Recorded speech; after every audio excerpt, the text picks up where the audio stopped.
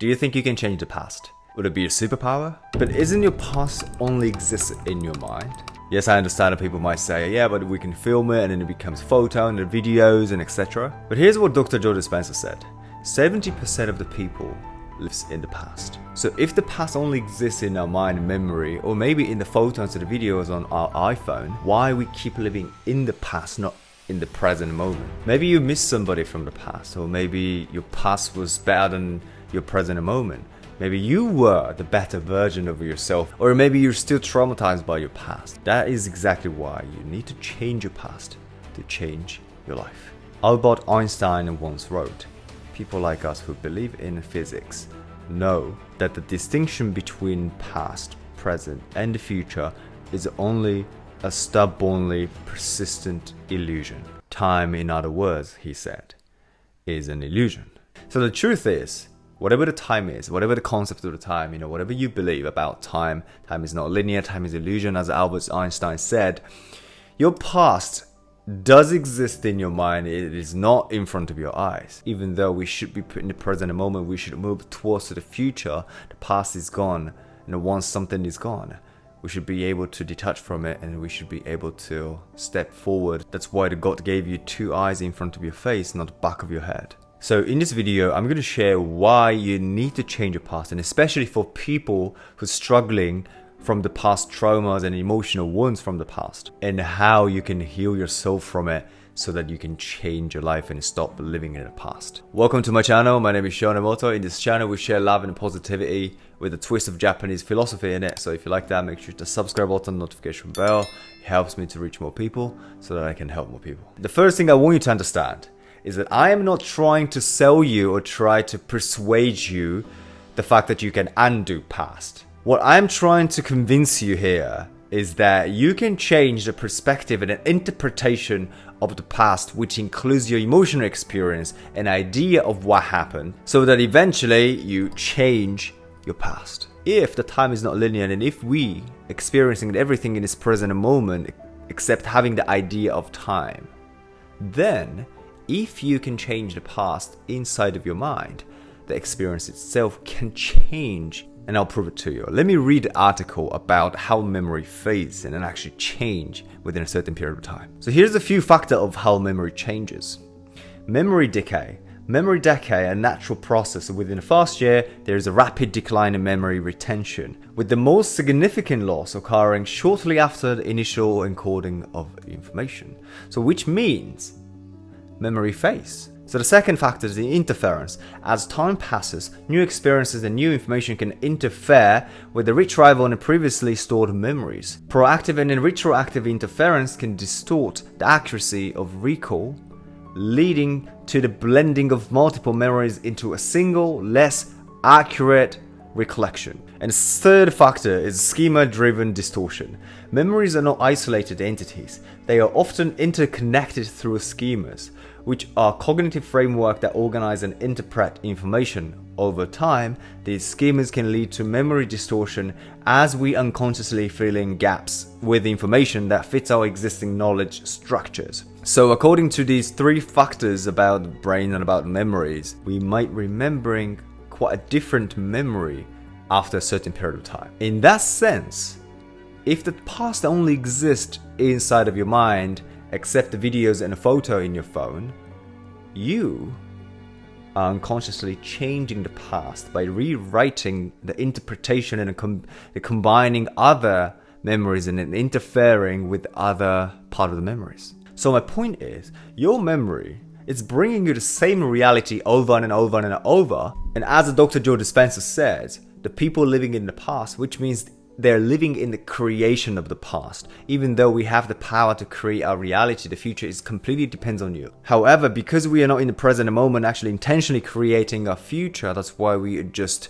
living in a cage which is made of your past. And the reason why it's going to be a huge healing process is because whatever you go through in terms of regarding the healing process, whether it's shamanic, whether it's a therapeutic, whether it's plant medicine, whether it's a meditative healing process, you have to address certain level of the past and what happened in details. And the once you address and identify what happens is you have to reinterpret and rewrite the code of your memory. So I have an exact step of self-healing process that you can do it without going to a shaman, without going to South America and take plant medicine, without going to a therapy.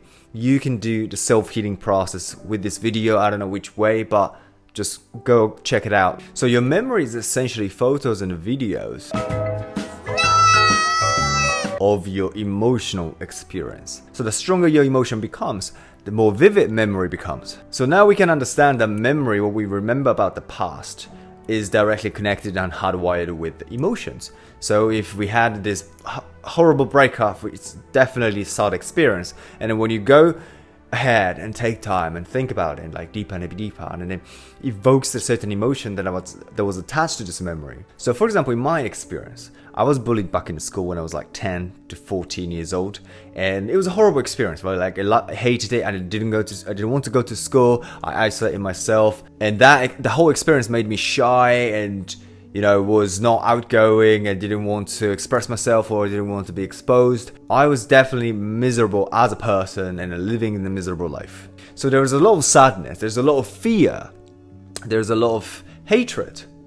But when you go through the healing process, which is when you change the past, aka changing the interpretation of the past, the actual emotion that attached to that memory can change as well. So this is exactly how I did it.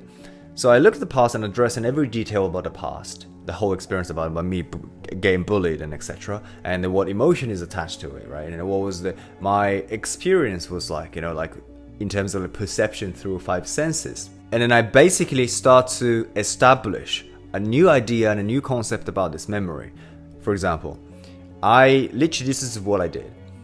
I'm very, very grateful the fact that I was bullied, because now I understand other people's pain. Now I understand what it feels like to be bullied. Now I feel like I at least understand quite horrible experience that maybe if I compare to other people, there's a lot of people that are struggling way more than just getting bullied. But at least now I experience and I understand a certain level of pain and hardships in life. So I really appreciate the fact that I went through that experience, because otherwise I wouldn't be who I am now. So it became so positive gradually over time. So what I want to tell you is, if I remind myself that experience in details right now, it doesn't actually make me feel sad or shy or miserable. There's no any negative emotions attached to it because I changed it. So every time that I look at it, or remind myself or to meditate with it, it really make me smile, because there's so much gratitude. Because of that, it was painful in the moment that it was happening, but now it became so beautiful because I literally just rewrite my interpretation of the past, of the experience, and now I'm so grateful and I forgive everybody that involves in this experience. So the most important key factor of reinterpreting your past, which is aka changing your past, is to make sure that you rewrite with the appreciation and the forgiveness. There's a saying goes, if you focus on the heart, you will continue to suffer. If you focus on the lesson, you will continue to grow. Because when this past happened to me, that I was interpreted very negatively, as I said, I was sad, I hated it, and it was miserable, and etc. There's so much fear, and there's so much sadness, and etc. So that's why I avoided it. I put it in a little box, and then I just left it, like made sure that it's sunk deep into my unconscious, so that I don't need to deal with it anymore. However, the box was still haunting me until that I changed that memory. Because that little box, even though I made sure that I was sunk deepest place in my unconscious mind, like a bottom of the ocean, that established a lot of limiting beliefs. That established a certain level of my personal trait, which is very shy, not expressive. I cannot say my opinion because I didn't want to be hated. So that established a lot of limiting beliefs that literally limited me. So when I changed my past, what happened was I was more free. I tasted freedom for the first time in my life, because freedom comes from your mind, my friend. So here's how you can actually change your past. As I said before, you have to start address and identify with every detail of your past and with this experience, including your emotional experience. And the best way is to meditate on it.